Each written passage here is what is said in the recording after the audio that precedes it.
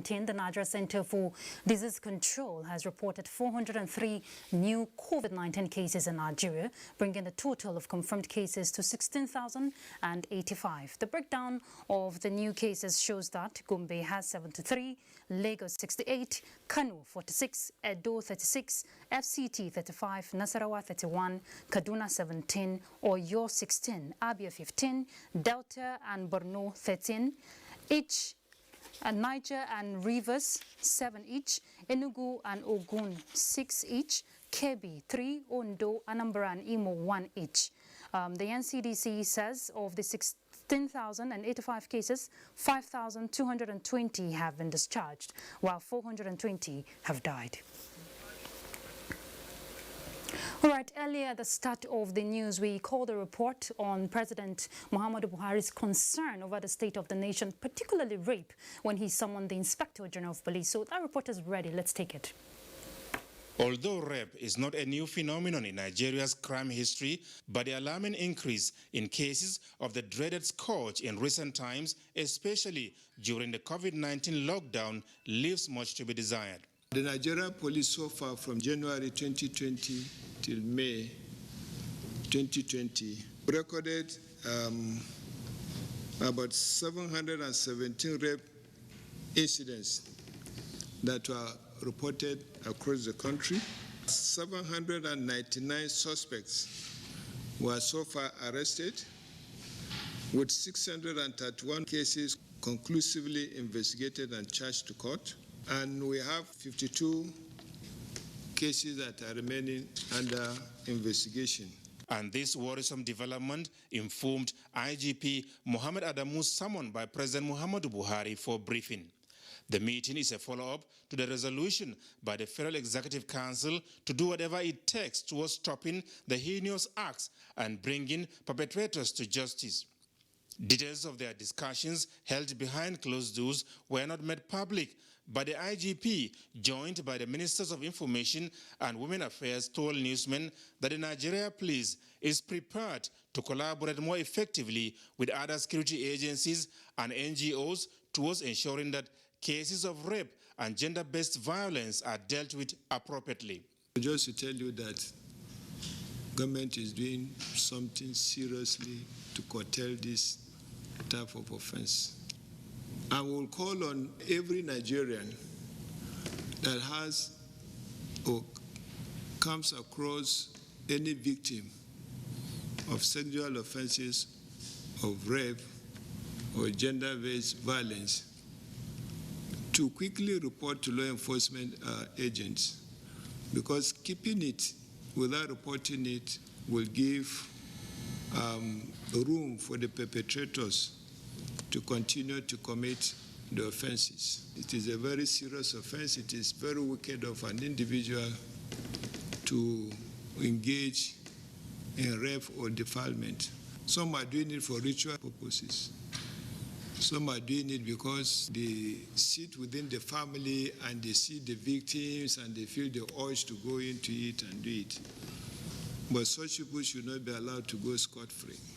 He expressed formal appreciation to NGOs and civil society organizations that have the capacity to deal with such offenses for supporting law enforcement agencies in the area of capacity building to effectively manage victims of rape and gender-based violence in Nigeria. From the State House, Adamu Sambu, NTA News. All right, following the PTF daily briefing that just ended, we now join our correspondent, Mitari Ikben, to give us a brief summary of what played out. Mitari. Ruth, the Presidential Task Force on COVID-19, the issue that dominated today's briefing was that of the concert held by popular entertainer Naira Marley over the weekend, which was held in clear breaches of the regulations and guidelines of the Presidential Task Force, especially as it has to do with social distancing and the ban on mass gathering. A lot of questions were on the lips of many Nigerians as to how the entertainer was able to come to Abuja from Lagos and return irrespective of the ban on interstate travel and domestic flights, which are still in force.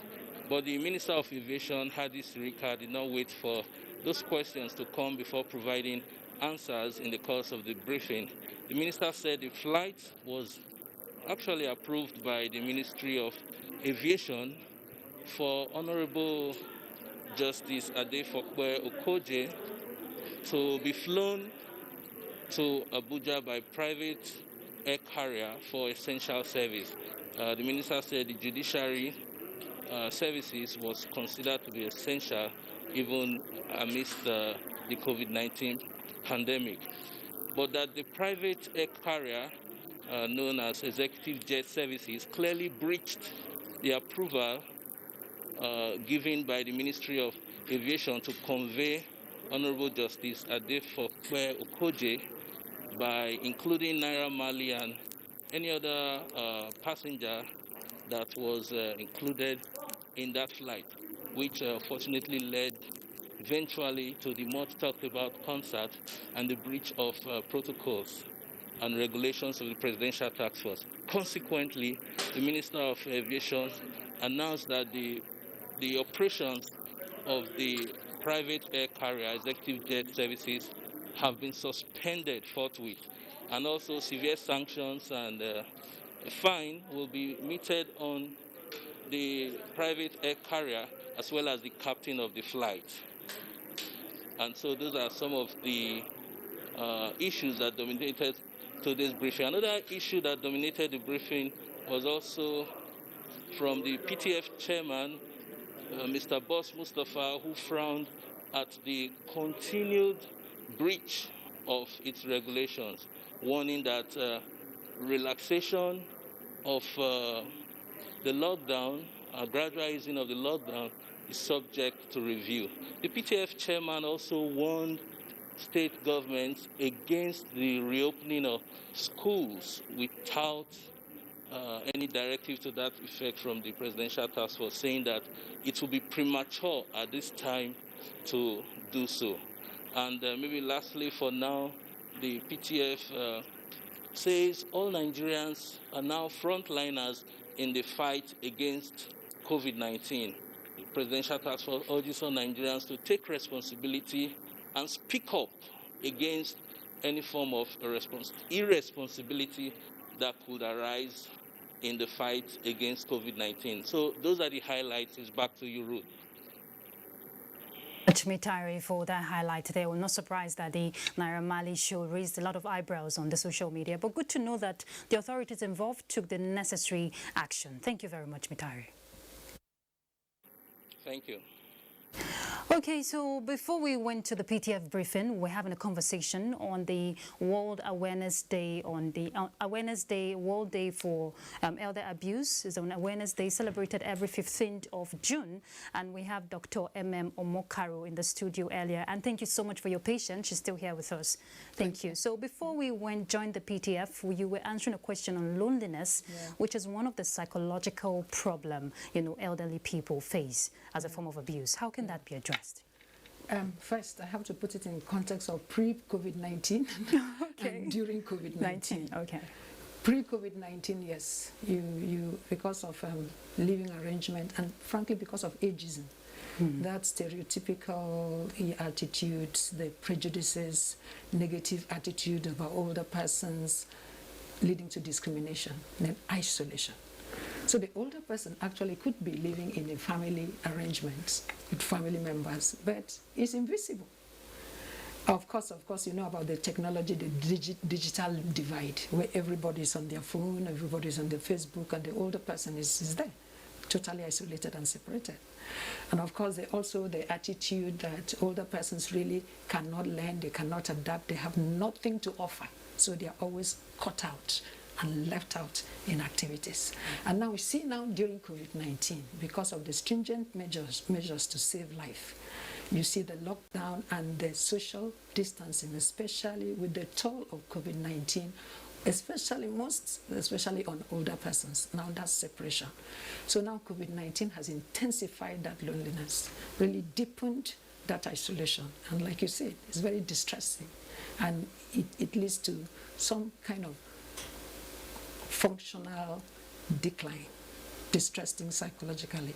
So did you ask the question, what should somebody do? Yes, like how can that problem be addressed? Because loneliness is something everybody faces, but for them. Now, generally, that problem can be addressed by policy responses that will encourage social engagement. For instance, the president last in 2018 signed the Senior Citizen Center Act, which commends the building of senior citizen centers across the country.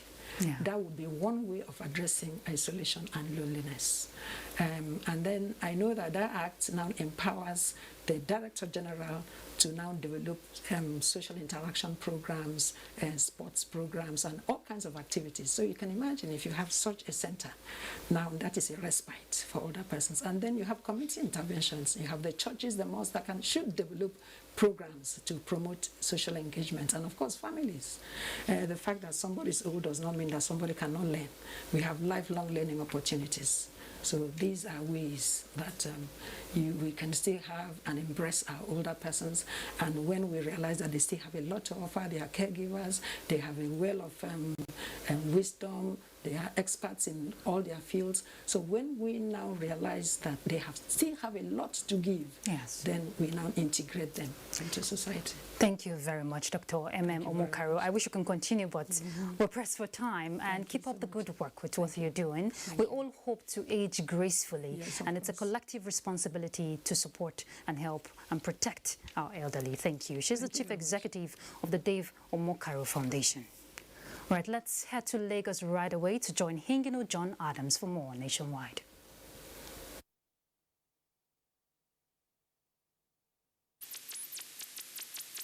Governor Babajide Sanwo-Olu has reiterated the commitment of his administration to massively invest in quality education during the COVID-19 period. This is with the aim of improving e-learning and guarantee a brighter future for the younger generation. Nosa Osula has details. Schools across the world are getting creative with online options to keep students safe and healthy at home. This, according to residents, is a welcome development as it gives pupils and students who may be new to virtual teaching and learning to acquaint themselves with same. In advanced countries, that is the essence of open university, or what we call distant learning. So it has been part and parcel of the education system globally. So for that we are also catching up on it, I think it's a credit. With schools still shut across the state due to the COVID-19 pandemic, Lagos State Governor Babajide Sanwo-Olu explained that government is deploying devices that would be useful to keep school children busy and focused on their studies, while stakeholders in the education sector meet to agree on protocols for reopening of schools. We need to aggressively improve the quality, the learning outcomes of education, but we needed to do it using technology as a strong enabler for that to happen. The governor assured residents that the state government would spare no effort to improve the learning and teaching environment in schools across the state. In Lagos, Nosa Osula, NTA News. The Nigerian Air Force has unveiled a cenotaph in memory of Reverend Sister Henrietta Aloka, who died while evacuating students at the Bethlehem Girls College in Abule-Ado pipeline gas explosion. Ken Egbeluge completes the story. On March 15, 2020, a heart-wrenching incident occurred and will forever be remembered by Nigerians and students of Bethlehem Girls College, Abule-Ado. On that day, the administrator of the school, Reverend Sister Henrietta Aluka, met her untimely death as a result of pipeline gas explosion that rocked Abule-Ado area of the state. After successfully rescuing the student from the inferno, she lost her life in the process as it was too late to save herself. For her heroic act, the Nigerian Air Force decided to immortalize her by naming a hall at the Air Force Secondary School, Chasha, after her. I am convinced that the story of her heroic act on that fateful day will continue to light a path for the younger generations and the ones yet to come on the value of selfless service to humanity. By her action, she exemplified the good shepherd who put the protection and safety of her flock well above her personal considerations. We hope that this will be a lesson for others, that when we lead, that we should be ready to make sacrifice for our led. Until her demise, Reverend Sister Henrietta Aluka was a beloved teacher and principal of Bethlehem Guest College in Lagos. Ken Igbeluge, NTA News. That's it from Lagos. We now take a break. Nationwide continues with Ruth in Abuja after that.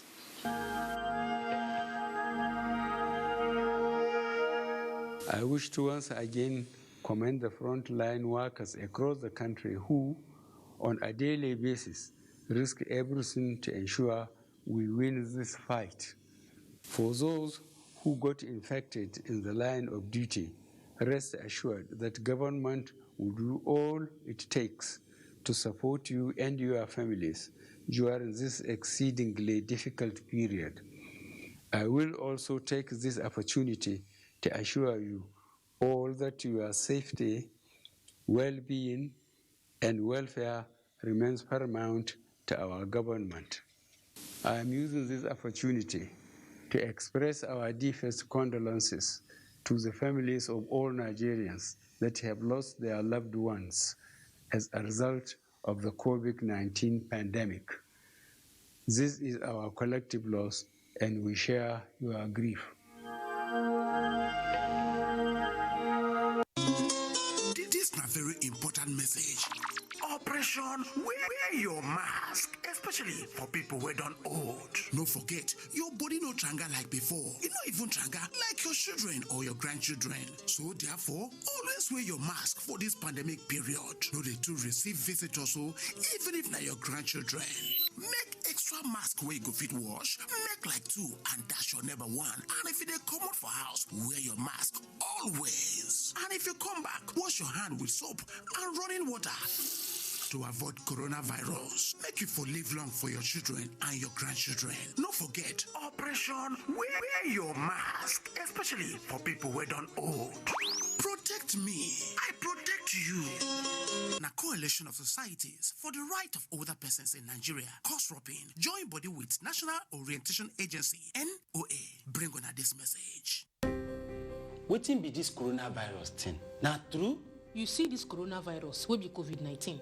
Now the whole world palava, and it don't they kill many people for China, Italy, UK, US, Spain, and even for other countries them. Okay, wetin come be the reason why they say make everybody stand up for house? Now because if they waka pium go carry them from person we don't get them, you go carry come give your family them. Now so the thing take they kill other people for other country. Okay, wetin come be that social distancing self? You see social distance. Now make we no come close, because this thing now from air and touch now with the contact. We suppose they at least 6 foot away from each other every time. So okay, no be only to wash your hand and to sanitize them alone.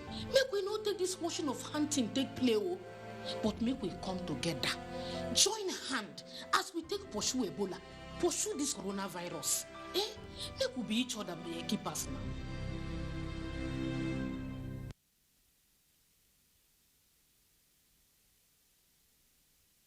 With the Premier League's Project Restart in full swing, Arsenal will be hoping for a restart of their own as they try to push for a European spot when they take on Brighton. Watch Brighton versus Arsenal on Premier League Live this Saturday from 2:30 p.m. on NTA and NTA Sports. The Premier League Live is brought to you by Access Bank and Baba Ijebu.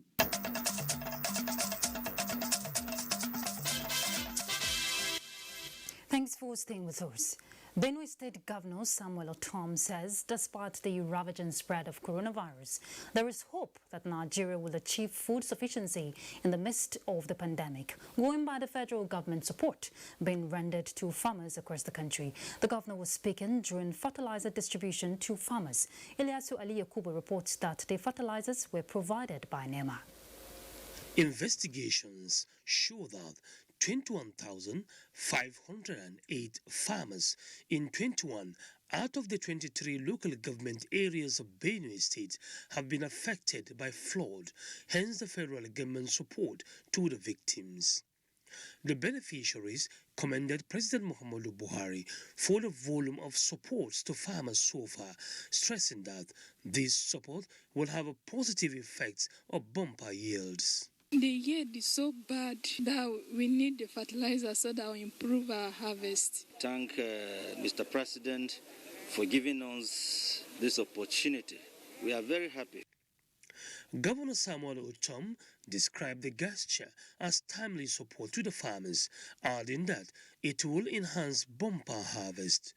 He commended President Muhammadu Buhari for the high level of commitment in seeing to the plight of Nigerians that are affected by one form of disaster or another. We appreciate the President, we appreciate the Minister, and to assure you that we'll continue to do the needful to support your programs here in Benue State. Director General, National Emergency Management Agency, NEMA, Air Vice Marshal Muhammadu Muhammad, expressed the agency's commitment in fulfilling the desired support of President Muhammadu Buhari to farmers affected by flood. He said the agency had earlier distributed agrochemicals, seeds and seedlings, as well as fertilizer, which is the final phase of the support. Visit, which is the flag off of distribution of fertilizers approved by Mr. President under the Emergency Agricultural Intervention Program. 114,430 bags of the fertilizer out of the 170,704 bags due to Benue State have been delivered. Ilyasu Aliyakubu, NTA News. And at this point, let's head to Kaduna to join Suleiman for more nationwide. Suleiman.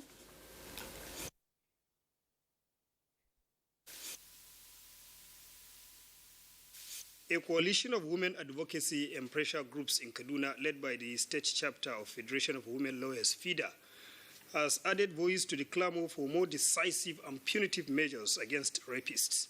This was at a peaceful rally staged by the women in Kaduna to raise awareness against the calamities of rape and defilement. Achari Maxwell has the details. We say no to defilement. We say no to rape. We say no to sodomy. Veronica Uwela, a promising young undergraduate student, will have been looking forward to the reopening of her university by now, like her mates at the University of Benin. But for a gruesome act of inhumanity, she went through in the hands of a sexual predator who raped her to death. Her dreams and expectations of her parents have been shattered forever. Vera's story is just one out of very few that got to limelight, as thousands of such cases of rape and their related consequences remain unreported. If 1, 2, 3, 4, 5-year-old girls or boys are being defiled, to me it is even more grievous than rape of an adult. We are calling upon the legislature in our state to please look at these laws and make the punishment for defilement death by hanging. Other women organizations are on the same page with FIDA. It is also about going out to sensitize our women and also our children so that they understand what rape is.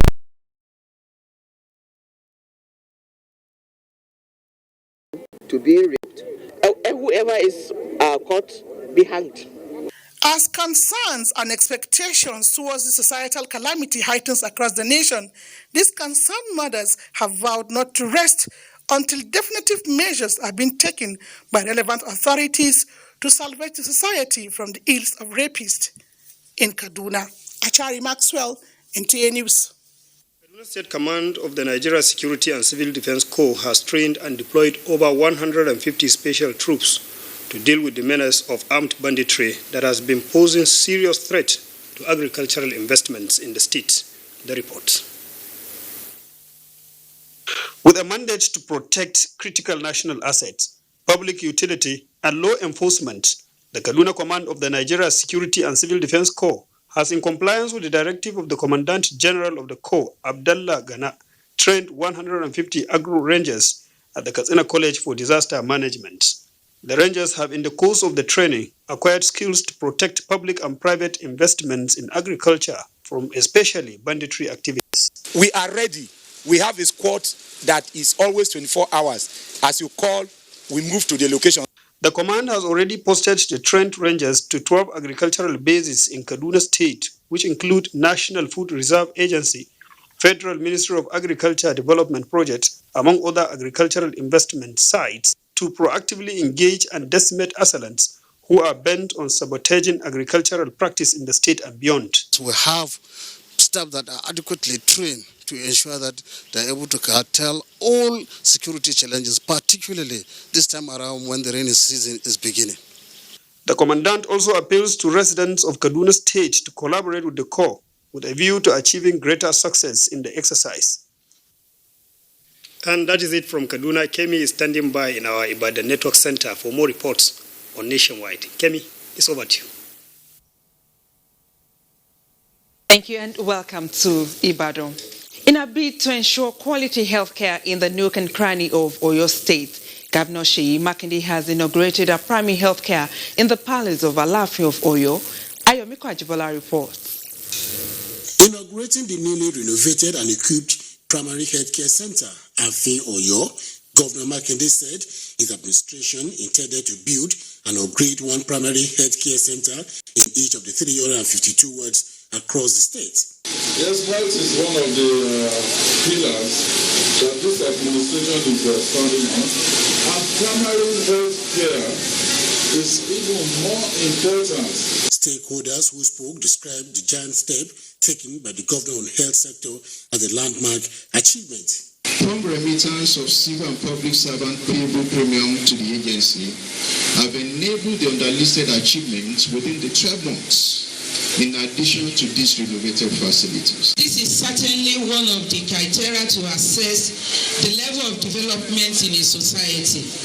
Putting quality infrastructures in place to make life comfortable for the people. The governor who had earlier visited the Alaafin of Oyo, Oba Lamidi Olayiwola Adeyemi III, also inspected facilities at the temporary isolation center with over 40 bed space in Awe, Oyo town.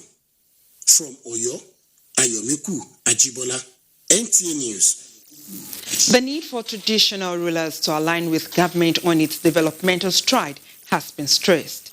Oyo State Governor Seyi Makinde stated this in Shaki Town while presenting staff of office to the newly installed monarch of the town. Ayomiko Ajibola again reports that the governor was represented at the occasion. Governor Seyi Makinde assured the people of Shaki and the entire Okeogun that his government will complete all ongoing projects in the zone, while new ones will also be initiated and executed. I wish you to sustain your trust in my administration so as to enhance and drive for good governance that will engender peace, security, quality education, effective healthcare service delivery, sustainable value chain agriculture, which will attract foreign investors and bring forth a prosperous economy. I equally want to implore the government to see to the establishment of an eye center in Shaki that can provide services to the whole of Okeogun. And I see him as a jolly fellow guy. Now we will be able to move together and move Okeogun forward. The installation and presentation of staff of office took place more than 7 years after the demise of the former monarch, who joined his ancestors in 2013. From Shaki, Ayomiko Ajibola, NTA News. And that does it from here. Ruth, it's back to you. Kemi. For Nigeria to stimulate economic growth, achieve diversification and food security, the All Farmers Association of Nigeria says mechanized farming is a prerequisite which they are ready to partner with the government to achieve. The national president of the association, Farouk Rabiu, stated this when he led a delegation of the association to the Nigerian Television Authority for partnership that will project agricultural policies and programs in the country. Agriculture, the largest sector of the economy in Nigeria, employs about 2/3 of the labor force. However, farmers continue to experience little or less value of their produce. To overcome these challenges, the present government initiated several policies which include providing soft loans to farmers, and banning importation of some food produce. This, the All Farmers Association of Nigeria says, is yielding results as the country increases rice production of its local consumption. To achieve more, the association says there's need to project government's policies and the association's programs through NTA's platforms to reach out to farmers, especially women who engage mostly in the value chain of agricultural products. Before the coming of Mr. President Muhammad Buhari, the rice production in Nigeria was at the level of 25% of our local consumption. Now we are producing up to 95% of our local consumption. The Director News of NTA, who represented the Director General, says promoting agriculture remains one of NTA's key focus, and no country will survive without feeding itself. Agriculture is also part of the economic sustainability plan that has been presented to the federal government aimed at post-COVID-19 recovery of the economy. So NTA is in tune with all these policies of government, and we intend to continue to focus and propagate whatever it is that would ensure food security in Nigeria. With this partnership, it is expected that farmers, especially in the rural areas, will be reached. Let's now join Asmao in Sokoto to take us through some stories on Nationwide. Asmao.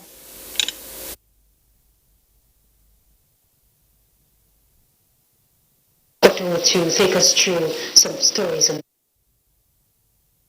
Thank you, Ruth. Good evening and welcome to Sokoto. The 2020 National Dry Season Control of Transboundary Migratory Pest Control in 12 states of northern Nigeria has been flagged off in Kebbi State.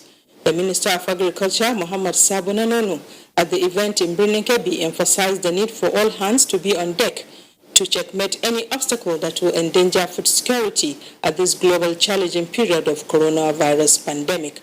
Usman Abdullahi Shehu reports. The 12 frontline states with the highest risks of transboundary migratory pests are Adamawa, Bauchi, Borno, Gombe, Jigawa, and Yobe. Others are Kebbi, Katsina, Kano, Taraba, Sokoto, and Zamfara states. The Minister of Agriculture, Muhammad Sabo Nanonu, while addressing the gathering, said migratory pests, which include quilla birds, locusts, and grasshoppers, have constituted serious threat to cereal crop production in the frontline states. The minister equally said a recent report of desert locust outbreak in East Africa and the Middle East, with the possibility of spillover into the West Africa, including Nigeria, necessitate Mr. President's directives to the ministry to take proactive measures. This pest control, to which we have got a fast warning from the Food and Agricultural Organization, is the one, and we initiated dialogue with the presidency, and within a matter of 2 weeks, the president approved intervention to the extent of 13 billion naira to fight these menace. Governor Abubakar Atiku Bagudu, while flagging off the event, lauded President Muhammadu Buhari's agricultural policies and programs in the country. For the first, more than at any time in its history, the federal government under President Muhammadu Buhari recognized that to achieve our goals in agriculture, all need to be mobilized. Highlight of the event was a demonstration of the aerial spray exercise. In Birnin Kebbi, Usman Abdullahi Shehu, NTA News. The Zamfara State chapter of the All Progressives Congress has described the recent dissolution of the 14 local government councils elected on the platform of the party by Governor Bello Muhammad as a truncation of democracy in the third tier of government. The state chairman, Alhaji Lawal Liman Kaura, made the remarks while reacting to the development. Sadia Abubakar Tuno has more. To be recalled that Governor Bello Muhammad recently dissolved the 14 local government councils in the state, following the recommendation of the State House of Assembly to that effect, and appointed sole administrators to steer the affairs of the councils. The state APC chairman, Alhaji Lawal Muhammad Liman, who reacted to the development, said the dissolution of the local government councils is illegal and unconstitutional. He described the action as a truncation of democracy in the third tier of government, which will not be accepted by the APC, stressing that the party will take legal action against the decision. The state APC chairman also observed that the appointment of politicians as sole administrators of the councils contravenes the provision of Zamfara State Local Government Law of 2012, which stipulates that a public servant on grade level 14 be appointed to steer the affairs of the councils in the event of unwanted eventualities. Responding, the Zamfara State PDP Publicity Secretary Alhaji Farooq Ahmed affirmed that the dissolution of the local government councils and the appointment of the sole administrators were done in accordance with the laid down rules and procedures. Alhaji Farooq Ahmed maintained that the action was long overdue and is in the best interest of the state. The dissolved local government councils were sworn in April 2019. In Gusau, Sadia Abubakar Chino, NTA News. And that's it from here. It's over to you, Ruth, for the rest of the news. Now, reactions have continued to trail the increase in cases of rape and racism attacks on blacks in the United States in recent times. Well, this time from the Action Aid in conference to press the need to uphold human dignity and respect. Elizabeth Omori report. Dressed in black with one common goal, to kick against dehumanizing acts such as racism. Their concern here is the attack on the late George Floyd that lasted almost 9 minutes, which they demonstrated in solidarity. We can't breathe. I can't breathe. I can't breathe. I can't breathe. Other areas of concerns include the incessant cases of rape, which the Action Aid Nigeria frowns at. Blacks against blacks is another thing that we're looking at, and so Africa needs to re-examine itself. Our politicians need to pick up, because home is home. We have no other place to go but home. We need to enrich it so that we can reach out to the black race out there. The law is very specific on what it is. So the Violence Against Persons Prohibition Act has already put in place the punishment, and the maximum punishment is 14 years, right?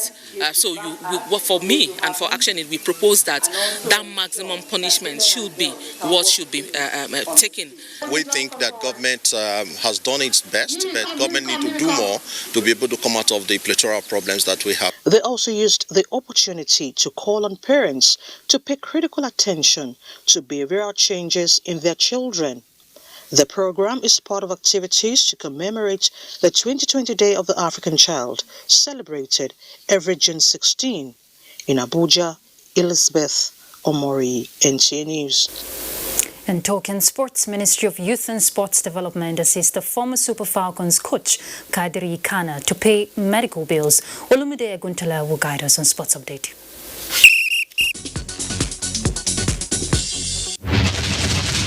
Ministry of Youth and